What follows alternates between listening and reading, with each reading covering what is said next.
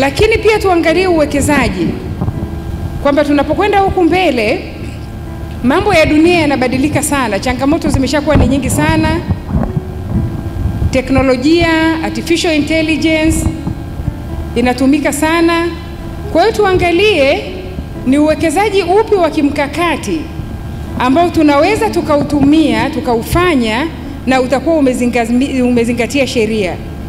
Kwa hiyo kuepuka vile vyanzo vya mapato ambavyo vinaweza kuyumba kwa muda mfupi. Umeweka leo, kesho hauna kitu. Kwa hiyo tuwe tuna uwekezaji endelevu kama vile ardhi, makazi, miradi ya kijamii. Hiyo itatusaidia sana. Nimezungumzia ule mradi wa Saudi Arabia ambao wanaangalia kujenga makazi na miji. Ule wao wamesema kwamba uta create ajira 460,000. Hizo ni nyingi sana. Kwa hiyo lazima tuweze kuangalia na kufikiria kwa mapana zaidi. Lakini pia uwazi na uwajibikaji. Kwa hiyo tusiogope kuwa na mifumo imara ya kifedha ambayo inakaguliwa mara kwa mara. Kuweza kuwa na external auditors ambao watatukagua na kutushauri na kutuombea mapungufu tulionayo. Tuweze kufanya tathmini ya utendaji mara kwa mara ambayo kwa mali zile ambazo zinafadhiliwa na wakfu. Lakini pia cha muhimu zaidi ni kuweza kuangalia maslahi ya umma. Tuangalie ile miradi yetu mwisho wa siku ina faida gani kwa jamii.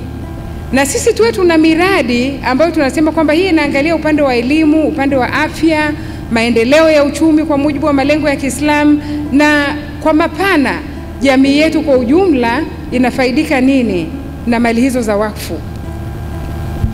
Na dakika 2, kwa hiyo kwa kumalizia tunasema kwamba tunaweza kabisa kutumia wakfu na mali za wakfu na kuhakikisha kwamba zinafaidisha jamii. Na katika eneo hilo ni kusema kwamba tuweze kutumia usimamizi wa kisasa wa kitaalam na tuweze kuangalia hao waliofanikiwa, hizo endowment funds kubwa duniani, ni kitu gani ambacho wamekifanya mpaka wakafika hapo. Na ile mifumo yetu tunayoizungumzia iangalie uwazi, lakini pia kila mtu awe anawajibika, na tuweze kuwa na uwekezaji wa kimkakati ili kuhakikisha kwamba tunaisaidia jamii husika na turekebishe changamoto tulizonazo. Tusiziogope wala tusiache kuzisemea kwamba tuna usimamizi duni, tuna uwekezaji dhaifu, tuna ukosefu wa uwazi.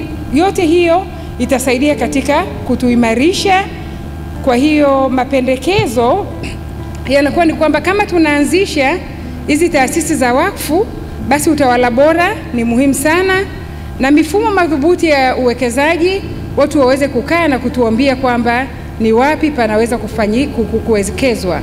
Tuangalie hiyo mifuko mikubwa kama Harvard, kama Gates Foundation, yote kwa pamoja. Lakini pia tuangalie upande wa policies, strategic plan, sera tulizonazo katika wakfu.